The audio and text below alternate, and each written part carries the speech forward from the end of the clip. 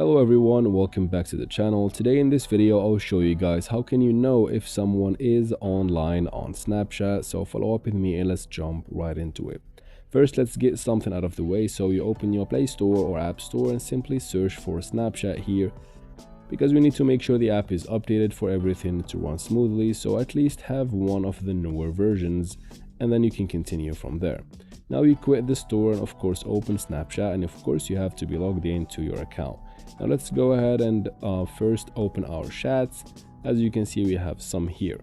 Now Snapchat doesn't have a direct way of knowing if the person is online, but we can use some other evidence here.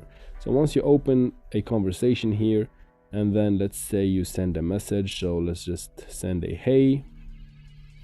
If you quit and then you see it says delivered next or under their name, that means that they probably have received that message, but they haven't opened your conversation yet, so they're probably ignoring you or something like that.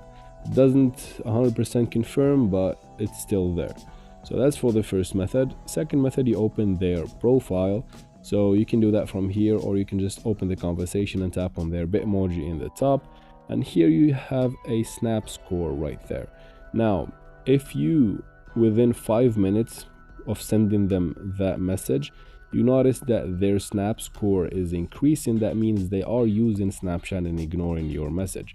So keep track of their snap score. If it is increasing and you're not getting a reply, or you're not getting anything or any feedback from your message, that means they are ignoring you probably. Okay, so even now you can choose another option. You can go to Snap Map. So you open the Snapchat map by tapping the map icon in the bottom left corner, and then from here you go ahead and activate it.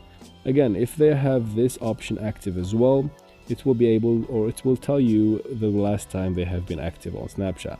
And that's it for this video. I hope it was useful. If it was, please like and comment down below. Don't forget to subscribe, and thank you very much for watching. See you in future videos.